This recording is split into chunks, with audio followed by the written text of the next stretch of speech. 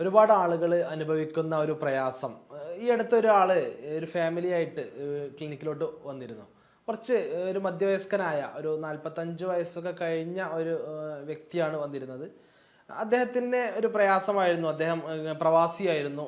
ഗൾഫിൽ നിന്ന് വന്നതിന് ശേഷം ഇപ്പോൾ ഭാര്യയുമായിട്ട് ബന്ധപ്പെടാൻ കഴിയുന്നില്ല, അല്ലെങ്കിൽ ഉദ്ധാരണം പ്രോപ്പർ ആവുന്നില്ല. ഉദ്ധാരണം ആവുന്നുണ്ട്, പക്ഷേ ഒരു ലൈംഗിക ബന്ധം പൂർണ്ണമായിട്ടാക്കാൻ ഇൻസേർട്ട് ചെയ്യാൻ മാത്രമുള്ള ഒരു ബലം കിട്ടുന്നില്ല എന്നൊക്കെ പറഞ്ഞുകൊണ്ട് ആദ്യമൊക്കെ വന്നപ്പോൾ കുറേ പറയാനൊക്കെ മടിച്ചെങ്കിലും എങ്ങനെ പറയും എന്നൊക്കെ കരുതിയിട്ട് കുറച്ച് ലോങ്ങിൽ നിന്നാണ് അദ്ദേഹം വന്നത്. അടുത്തൊക്കെ പോകാൻ മടിയാണെന്നൊക്കെ പറഞ്ഞുകൊണ്ട്. അപ്പോൾ ഇത്തരത്തിൽ ഇന്ന് ഒരുപാട് ആളുകൾ വ്യക്തിപരമായിട്ട് പേഴ്സണൽ അനുഭവിക്കുന്ന ഒരുപാട് പ്രശ്നത്തിൽപ്പെട്ട ഒരു പ്രശ്നമാണ് ഈ ഉദ്ധാരണമില്ലായ്മ, അല്ലെങ്കിൽ ഇറക്റ്റൈൽ ഡിസ്ഫങ്ഷൻ, ED എന്നൊക്കെ പറയുന്ന ഒരു പ്രശ്നം. ഈ EDയുമായി ബന്ധപ്പെട്ട് ഇത് എങ്ങനെയാണ് പരിഹരിക്കുക, ഇത് എത്തരം ആളുകളിലാണ് ഇത് കണ്ടുവരുന്നത്, ഇതിൻ്റെ കാരണങ്ങൾ എന്തൊക്കെയാണെന്ന് നമുക്ക് വിശദമായിട്ട് ചർച്ച ചെയ്യാം. ഞാൻ doctor Hisham Haider, doctor Hisham's health care, Calicut and Wandoor.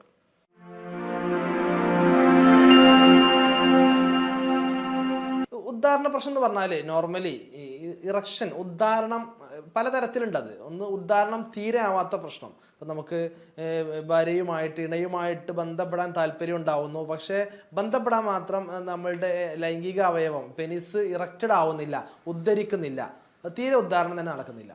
ചില ആളുകളിൽ ഉദ്ധാരണം നടക്കും, പക്ഷെ ബന്ധപ്പെട്ടുകൊണ്ടിരിക്കുക ഉദ്ധാരണം നഷ്ടപ്പെടുന്നു. പാതി വഴിയിൽ വെച്ചിട്ട് ആ ഉദ്ധാരണം പോവാണ്, കുഴഞ്ഞു പോവാണ്, ഡോക്ടറെ പിന്നീട് ബന്ധപ്പെടാൻ കഴിയുന്നില്ല എന്നുള്ളത് ഉണ്ടാവും. അതുപോലെ ചില ആളുകളിൽ ഉദ്ധാരണം ഉണ്ട്, പക്ഷെ അത് ഇൻസേർട്ട് ചെയ്യാൻ മാത്രമുള്ള സ്ട്രോങ് ബലം കിട്ടുന്നില്ല എന്നുള്ള. അങ്ങനെ പല ആളുകൾക്കും അവരുടെ എന്താണോ കാരണം, എന്താണോ കോസ്, എത്രത്തോളം അഫക്റ്റഡ് ആയിട്ടുണ്ട് എന്നുള്ളതിന് അനുസരിച്ച് പല രീതിയിലാണത് പ്രസൻറ്റബിൾ ആവുക എന്നുള്ളത് മാത്രം. നോർമലി അതിന് ഇറക്റ്റൈൽ ഡിസ്ഫങ്ഷൻ എന്ന് പറഞ്ഞാൽ നമുക്ക് പൂർണ്ണമായ രീതിയിൽ ലൈംഗികമായി ബന്ധപ്പെടാൻ കഴിയാതിരിക്കാൻ മാത്രം ആ ഒരു ഉദ്ധാരണമാവുന്നില്ല, ഒരു സ്ട്രെങ്ത് ആവാത്തതിനെയാണ് ഇറക്റ്റൈൽ ഡിസ്ഫങ്ഷൻ എന്ന് പറയുക. കുറച്ചാണെങ്കിൽ ഇത് പാർഷ്യൽ, കംപ്ലീറ്റ് ആണെങ്കിൽ ഇത് കംപ്ലീറ്റ് ഇറക്റ്റൈൽ ഡിസ്ഫങ്ഷൻ എന്നും അത് പറയാറുണ്ട്. ഇനി അത് ചില ആളുകളിൽ സഡൻ ആയിട്ടുണ്ടാകുന്നത് കാണപ്പെടാറുണ്ട്. അഥവാ താൽക്കാലികമായിട്ട് മാത്രം പെട്ടെന്ന് ഉണ്ടാവുന്ന ഒരു ടെൻഷൻ, പെട്ടെന്ന് ഏതെങ്കിലും മരണ വാർത്ത കേട്ടപ്പോൾ ഒരു ടെൻഷൻ ഉണ്ടായി, എപ്പോഴും അതിനെക്കുറിച്ച് ആലോചിച്ചിരിക്കുന്നു, അതുകൊണ്ട് അന്ന് ബന്ധപ്പെട്ട സമയത്ത് ഉദ്ധാരണം ആയിട്ടില്ല. അങ്ങനെ അതൊക്കെ താൽക്കാലികമാണ്, അതൊക്കെ ഓവർകം ചെയ്യാവുന്നതാണ്. പെട്ടെന്ന് എന്തെങ്കിലും ഒരു കാരണങ്ങൾ കൊണ്ട് എന്തെങ്കിലും ഒരു ടെൻഷൻ കൊണ്ടുവന്ന ഒരു ഉദ്ധാരണ പ്രശ്നമാണ്. ഇനി ചില ആളുകളിൽ സ്ഥിരമായിട്ട് ഉദ്ധാരണമാവാത്തൊരു പ്രശ്നം ഉണ്ടാവാറുണ്ട്. ക്രോണിക് എന്നതിന് പറയാം. ക്രോണിക് ED സ്ഥിരമായിട്ട് ഉദ്ധാരണം ആവുന്നില്ല, കുറേ കാലങ്ങളായിട്ട് ഇങ്ങനെ തന്നെയാണ്, ഇപ്പം തീരെ മുമ്പത്തെ അത്ര ഒരു ബലം കിട്ടുന്നില്ല. അതാണ് chronic erectile dysfunction, chronic ED എന്ന് പറയുന്നത്. ഇത് ഉണ്ടാവാനുള്ള പ്രധാനപ്പെട്ട കാരണങ്ങൾ എന്ന് പറയുന്നത് പല അസുഖങ്ങൾ കാരണം, മറ്റു ജീവിതശൈലി രോഗങ്ങൾ, ലൈഫ് സ്റ്റൈൽ അസുഖങ്ങളൊക്കെ ഉണ്ടാവും. ആ അസുഖങ്ങൾ കാരണമാണ് ഇത് പ്രധാനമായിട്ട് ഉണ്ടാവാറുള്ളത്. ആദ്യമായിട്ട് പ്രമേഹ രോഗികളിൽ ഇത് ഉണ്ടാവാറുണ്ട്. പ്രമേഹം ഒരു പ്രധാനപ്പെട്ട ഒരു വില്ലനാണ് ഈ ലൈംഗിക പ്രശ്നങ്ങളിൽ. പ്രധാനമായിട്ട് ഇറക്റ്റൈൽ ഡിസ്ഫങ്ഷനിൽ പ്രമേഹം വളരെ പ്രധാനപ്പെട്ട ഒരു വില്ലനാണ്. പ്രമേഹ രോഗികളിൽ കുറേ കാലമായിട്ട് പ്രമേഹം ഉണ്ടാവുന്നു, കുറേ കാലമായിട്ട് അതിന് മരുന്ന് കഴിച്ചുകൊണ്ടിരിക്കുന്നു, അത്തരം ആളുകളിൽ വീക്ക്നെസ് ഉണ്ടാകുന്നു. അതുപോലെ തന്നെ പ്രമേഹം ഉണ്ടെങ്കിൽ ടെസ്റ്റോസ്റ്ററോണിൻ്റെ അളവ് കുറയാനുള്ള സാധ്യത ഉണ്ട്. അതുപോലെ പ്രമേഹം ഉണ്ടെങ്കിൽ തന്നെ നമ്മുടെ ബ്ലഡ് സർക്കുലേഷൻ, രക്തയോട്ടം കുറയാനുള്ള സാധ്യത ഉണ്ട്. ഇത് കാരണമൊക്കെ പ്രമേഹ രോഗികളിൽ അത് കാണപ്പെടുന്നു. അതുപോലെ തന്നെയാണ് കൊളസ്ട്രോൾ ഉള്ള ആളുകൾ, ഹൈപ്പർ ടെൻഷൻ, BP, രക്തസമ്മർദ്ദമുള്ള ആളുകൾ, ഇത്തരം ആളുകൾക്കൊക്കെ ഈ പ്രശ്നം ഉണ്ടാവാറുണ്ട്. മറ്റൊന്ന് ഒബിസിറ്റിയാണ്, പൊണ്ണത്തടിയുള്ള ആളുകൾക്ക് ഒരുപാട് പ്രശ്നങ്ങൾ ഉണ്ടാവാറുണ്ട്. അത് നമ്മുടെ ലൈഫ് സ്റ്റൈലിനെ നിയന്ത്രിക്കാതെ, ഭക്ഷണത്തെയും എക്സസൈസ് ഒന്നും ചെയ്യാതെ ശരീരം തടിച്ചു വരികയും ടെസ്റ്റോസ്റ്ററോൺ ഹോർമോൺ കുറയാനും കാരണമാവും. അതുപോലെ തന്നെ ഇറക്ഷൻസ് ഇല്ലാതെ ആവാനൊക്കെ കാരണമാവും. അപ്പോൾ ഈ പൊണ്ണത്തടിയും ഒരു മറ്റൊരു പ്രധാനപ്പെട്ട കാരണമാണ്. അതുപോലെ തന്നെ മറ്റു വാസ്കുലാർ സംബന്ധമായിട്ടുള്ള കാരണങ്ങളുണ്ടാവും. സർക്കുലേഷൻ, അഥവാ പ്രധാനമായിട്ട് ഏതൊരു കാരണം ഉണ്ടെങ്കിലും അതിൻ്റെ അടിസ്ഥാനം എന്ന് പറയുന്നത് ഉദ്ധാരണമില്ലായ്മക്ക്, ലിംഗത്തിലോട്ടുള്ള രക്തയോട്ടം, സർക്കുലേഷൻ കുറഞ്ഞിട്ടാണ്. അപ്പോൾ ലിംഗത്തിലോട്ടുള്ള വളരെ മൈന്യൂട്ടായിട്ടുള്ള ചെറിയ രക്തക്കോയലുകൾ, ബ്ലഡ് വെസൽസ് ലിംഗത്തിലോട്ട് ഉണ്ടാവുക, ലിംഗത്തിന് ചുറ്റും ഉണ്ടാവുക. അപ്പോൾ അതിലൂടെ കൃത്യമായ രീതിയിൽ ബ്ലഡ് സർക്കുലേഷൻ, പമ്പിങ് നടക്കുമ്പോഴാണ് ഈ ഉദ്ധാരണം പ്രോപ്പറായിട്ട് നടക്കുന്നത്. അപ്പോൾ ആ ഒരു പമ്പിങ് നടക്കുന്നില്ല.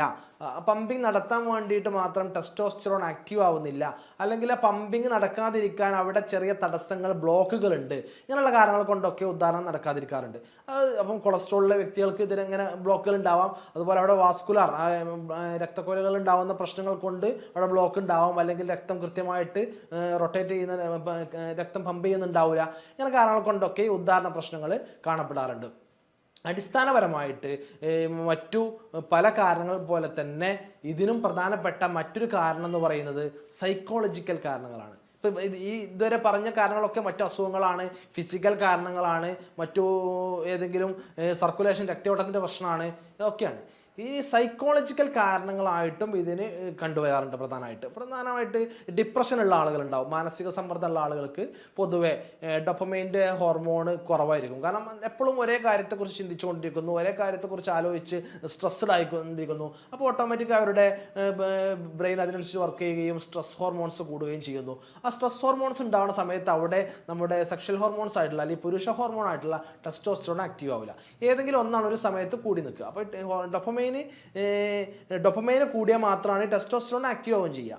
അപ്പം ഈ സ്ട്രെസ് ഹോർമോൺ, ഈ സ്ട്രെസ് ഉള്ള ആളുകൾ സ്ട്രെസ് ഹോർമോൺ കൂടുന്നു, അപ്പോൾ ഡൊപ്പമൈൻ കുറയുന്നു, അപ്പോൾ ടെസ്റ്റോസ്റ്ററോൺ ആക്റ്റീവ് ആവാതിരിക്കുന്നു. ഇതൊക്കെയാണ് അതിൻ്റെ പ്രധാനപ്പെട്ട കാരണങ്ങൾ. മറ്റൊന്ന് ആങ്സൈറ്റി, ടെൻഷൻ, എന്ത് പറഞ്ഞാലും ചെറിയ ചെറിയ കാര്യങ്ങൾക്ക് പോലും പെട്ടെന്ന് ആങ്ഷ്യസ് ആവുക, പെട്ടെന്ന് ടെൻഷൻ ആവുക, അങ്ങനെയുള്ള ആളുകൾക്ക് ഉണ്ടാവും. അതുപോലെ തന്നെ റിലേഷൻഷിപ്പിൽ ചെറിയ വിള്ളലുകൾ ഉണ്ടെങ്കിൽ, മറ്റെന്തെങ്കിലും ഒരു അഭിപ്രായ വ്യത്യാസം ഉണ്ടായിട്ട്, അല്ലെങ്കിൽ വേറെ എന്തെങ്കിലും ഒരു യാത്ര പോയി, അല്ലെങ്കിൽ പറഞ്ഞത് കേട്ടില്ല, അല്ലെങ്കിൽ അവർക്ക് അവരുടേതായ സമയം കൊടുത്തിട്ടില്ല, എന്നെ കേൾക്കാൻ ആളില്ല, ഇങ്ങനെയുള്ള ദമ്പതിമാർക്കിടയിൽ ഉണ്ടാകുന്ന അഭിപ്രായ വ്യത്യാസങ്ങൾ, അവർക്കിടയിൽ ഉണ്ടാകുന്ന സ്വരച്ചേർച്ചകൾ, ആ ഒരു പ്രശ്നം കാരണം പിന്നീട് അവരോട് താല്പര്യമില്ലാതെയാവുകയും അല്ലെങ്കിൽ അവരോട് ബന്ധപ്പെടുന്ന സമയത്ത് ഇപ്പം ചില ആളുകളൊക്കെ പറയാറുണ്ട്, ചില ആളുകളടുത്ത് മാത്രം പോകുന്ന സമയത്ത് ബന്ധപ്പെടാൻ കഴിയുന്നില്ല. അതോ അവർ ആ വ്യക്തിയോടുള്ള പ്രശ്നമാണത്. അഥവാ അവരുമായിട്ട് മാനസിക അടുപ്പമില്ലാത്ത കാരണം, അല്ലെങ്കിൽ മാനസികപരമായിട്ട് അകൽച്ച ഉള്ളത് കൊണ്ട്, അല്ലെങ്കിൽ എന്തെങ്കിലും ഒരു പ്രശ്നമുള്ളത് കൊണ്ട്, ഒരു വെറുപ്പുള്ളത് കൊണ്ടാണ് സംഭവിക്കുന്നത്. അതും ഈ സൈക്കോളജിക്കൽ ഫാക്ടറാണ്. അത്തരത്തിൽ നമ്മുടെ ഹോർമോൺ ആ സമയത്ത് ആക്റ്റീവ് ആവില്ല. ആ രീതിയിൽ സൈക്കോളജിക്കൽ ഫാക്ടറായിട്ട് അത് കണ്ടുവരുന്നുണ്ട്. ഇനി മറ്റൊരു പ്രധാനപ്പെട്ട കോസാണ്, ഒരുപാട് മരുന്ന് കഴിക്കുന്ന ആളുകളുണ്ട്. ഇപ്പം ഡിപ്രഷനുള്ള ആളുകൾ ആൻറ്റി ഡിപ്രസൻ മരുന്നുകൾ കഴിക്കുന്നു, സൈക്കോളജിക്കൽ മരുന്ന്, മാനസിക സമ്മർദ്ദമുള്ള ആളുകൾ മരുന്ന് കഴിക്കുന്നുണ്ട്. ആ മരുന്നിൻ്റെ പാർശ്വഫലമായിട്ട് ഇറക്ടൈൽ ഡിസ്ഫങ്ഷൻസ് വരാം. അതുകൊണ്ട് അത് കുറേ കാലമായിട്ട് കഴിക്കുന്ന ആളുകൾക്ക് അതിൻ്റെ സൈഡ് എഫക്റ്റ് ആയിട്ട് വരാറുണ്ട്.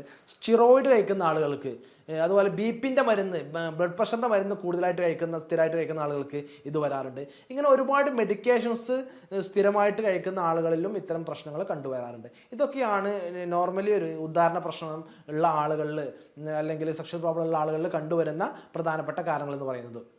ഇനി ഇത് ആദ്യമായിട്ട് ഇത്തരം പ്രശ്നങ്ങൾ ഉണ്ട് എന്ന് അറിയുമ്പോൾ നമ്മൾ നിർബന്ധമായിട്ടും ടെസ്റ്റ് ചെയ്യുമ്പോൾ അവരുടെ ബ്ലഡ് കൊളസ്ട്രോൾ, ഷുഗർ, അതുപോലെ തന്നെ യൂറിക് ആസിഡ്, തൈറോയിഡ് ഒക്കെ നോക്കണം. തൈറോയിഡ് പ്രശ്നമുള്ള ആളുകൾക്കും ഇത്തരത്തിലുള്ള സെക്ഷൻ പ്രോബ്ലം കാണാറുണ്ട്. അതുകൊണ്ട് ഇത്തരത്തിലുള്ള പ്രശ്നങ്ങൾ ഉണ്ടെങ്കിൽ അതുകൂടെ മാനേജ് ചെയ്യണം.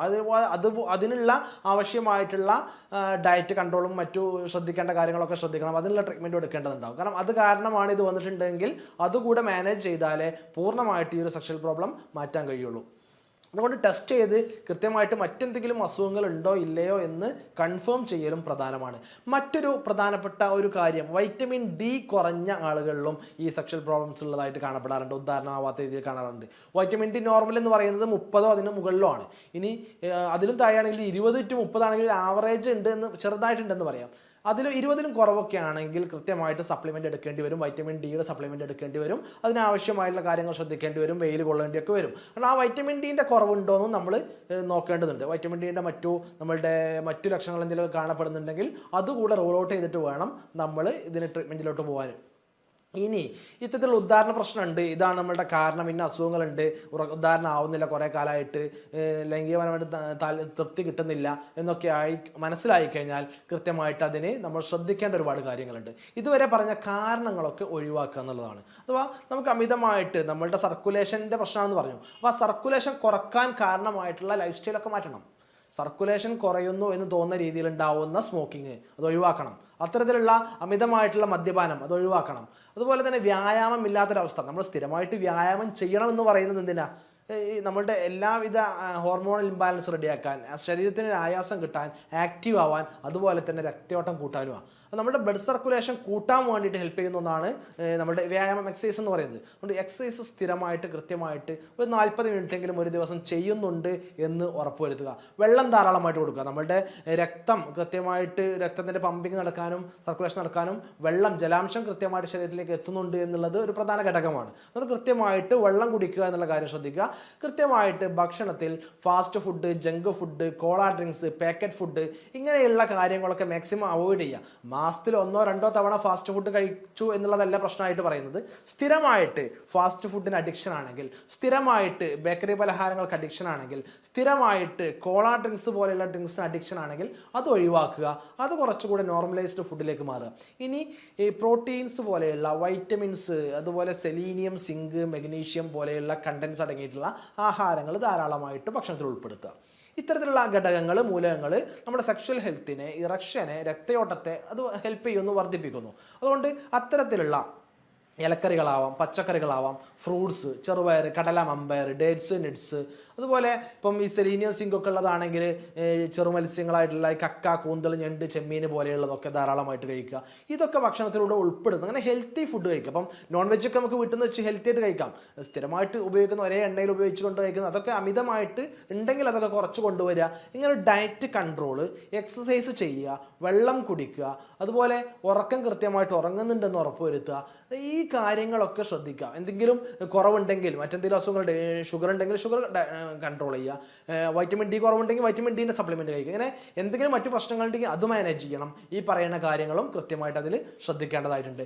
ഇത് കൃത്യമായിട്ട് ശ്രദ്ധിക്കും. അപ്പം അതുപോലെ തന്നെ മറ്റു നോർമലായിട്ടുള്ള, അപ്പം നമ്മുടെ ഈത്തപ്പഴം എന്ന് പറയും, ഈത്തപ്പഴം, അതുപോലെ തന്നെ മുരിങ്ങാക്കായ, നേന്ത്രപ്പഴം, ഇതൊക്കെ ഈ സെക്ഷൽ ഹെൽത്തിനെ നന്നായിട്ട് ഹെൽപ്പ് ചെയ്യുന്ന ആഹാരങ്ങളാണ്. ഇതൊക്കെ നമുക്ക് ആഹാരത്തിൽ കൂടുതലായിട്ട് ഉൾപ്പെടുത്താവുന്നതാണ്.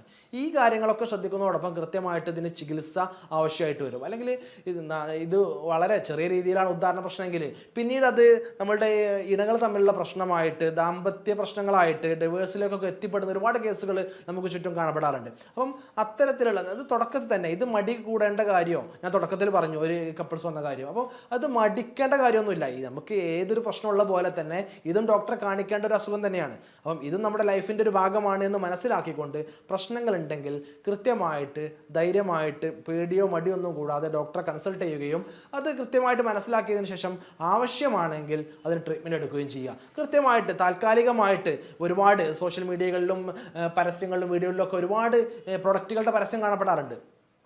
താൽക്കാലികമായിട്ട് റിസൾട്ട് കിട്ടുന്ന രീതിയിൽ പല പേരുകളിലായിട്ട് അറിയപ്പെടുന്ന പ്രൊഡക്റ്റുകൾ പരസ്യം ചെയ്തുകൊണ്ട് ആളുകളൊക്കെ ചെയ്യാറുണ്ട്. അത്തരത്തിലുള്ള പ്രൊഡക്റ്റുകളൊന്നും വാങ്ങി കഴിച്ചുകൊണ്ട് സൈഡ് എഫക്റ്റ് കൂട്ടുക, അല്ലെങ്കിൽ ഈ പ്രശ്നത്തിന് പിന്നെ ആ മരുന്നില്ലാതെ, ആ ഒരു ഘടകമില്ലാതെ തീരെ സെക്ഷൽ ആക്ടിവേഷൻ ആവാത്ത, ഉദാഹരണമില്ലാത്ത പ്രശ്നത്തിലേക്ക് പിന്നെ മാറും. അതുകൊണ്ട് അത്തരത്തിലുള്ള താൽക്കാലിക മെഡിക്കേഷൻസും സ്വയം ട്രീറ്റ്മെൻറ്റൊക്കെ ഒഴിവാക്കിയിട്ട് കൃത്യമായിട്ട് ഏത് ട്രീറ്റ്മെൻറ്റാണോ വേണ്ടത് കൃത്യമായിട്ട് ആ ഡോക്ടറെ കണ്ടുകൊണ്ട് ചികിത്സ എടുക്കുക. ഹോമിയോപ്പതിയിൽ നല്ല മരുന്നുകളുണ്ട്. കൃത്യമായിട്ട് മരുന്നുകൾ കഴിച്ചുകൊണ്ട് തന്നെ ഈ രക്തയോട്ടത്തെ പമ്പ് ചെയ്യാൻ, രക്തയോട്ടം വർദ്ധിപ്പിക്കാൻ, അവിടെയുള്ള ബ്ലോക്കുകളെ കുറക്കാൻ വേണ്ടിയിട്ട്, ഹോർമോൺസിനെ ആക്ടിവേറ്റ് ആക്കാൻ വേണ്ടിയിട്ട്, ഈ സെക്ഷൽ പ്രോബ്ലത്തെ കുറക്കാൻ, ഉദാഹരണ പ്രശ്നമാണെങ്കിൽ ഉദാഹരണ പ്രശ്നം, ആ പ്രശ്നത്തെ പരിഹരിക്കാൻ വേണ്ടിയുള്ള മരുന്നുകൾ ഇന്ന് ലഭ്യമാണ്. കൃത്യമായ ചികിത്സയോടുകൂടി ഇത് പൂർണ്ണമായിട്ട് നമുക്ക് പരിഹരിക്കാൻ കഴിയും. കൃത്യമായിട്ട് ഒരു കുറച്ച് മറ്റതിനെ പോലെ പെട്ടെന്ന് തന്നെ ഒരാഴ്ച കൊണ്ടോ 2 ദിവസം കൊണ്ടോ ഒരു മാസം കൊണ്ടോ പൂർണ്ണമായിട്ട് മാറ്റുക എന്നുള്ളതല്ല. കൃത്യമായിട്ട് ഒരു കുറച്ച് സമയം ഓരോ ആളുകൾക്കും വ്യത്യസ്ത സമയമായിട്ട് കൊടുക്കുക, വ്യത്യസ്തമായിട്ടുള്ള മരുന്നുകളായിട്ട് കൊടുക്കുക. അവരുടെ ലക്ഷണങ്ങളും ഏജൊക്കെ അനുസരിച്ചിട്ട് ആ മരുന്നും കാര്യങ്ങളൊക്കെ മാറാറുണ്ട്. അപ്പോൾ അതിനനുസരിച്ച് കൃത്യമായിട്ടുള്ള നിർദ്ദേശപ്രകാരം കൃത്യമായിട്ടുള്ള ചികിത്സകൾ എടുക്കുക. ഇതുവരെ പറഞ്ഞ കാര്യങ്ങളൊക്കെ ശ്രദ്ധിക്കുന്നതോടൊപ്പം കൃത്യമായിട്ട് ട്രീറ്റ്മെൻറ്റ് എടുക്കുന്നതോടൊപ്പം നമ്മൾക്ക് ഇനിയും ഈ പറഞ്ഞ ഒരുപാട് കാര്യങ്ങൾ പറഞ്ഞു, ഇതിനൊക്കെ ലിമിറ്റേഷൻസ് ഉണ്ടാവും. ഈ പറഞ്ഞ കാര്യത്തിൽ എന്തെങ്കിലും സംശയങ്ങളുണ്ടെങ്കിൽ, എന്തെങ്കിലും കൂടുതൽ അറിയാനുണ്ടെങ്കിൽ, എന്തെങ്കിലും കൂടുതലായിട്ട് ചികിത്സകളോ ട്രീറ്റ്മെൻറ്റോ വേണമെന്നുണ്ടെങ്കിൽ ഈ വീഡിയോക്ക് താഴെ കാണുന്ന നമ്പറിൽ നിങ്ങൾക്ക് കോൺടാക്റ്റ് ചെയ്യാവുന്നതാണ്. ട്രീറ്റ്മെൻറ്റ് ആണെങ്കിലും മറ്റു സംശയങ്ങളാണെങ്കിലും ഒക്കെ നമുക്ക് തീർക്കാവുന്നതാണ്. മറ്റൊരു വീഡിയോയുമായിട്ട് വീണ്ടും കണ്ടുമുട്ടാം. എല്ലാവർക്കും നന്ദി, നമസ്കാരം.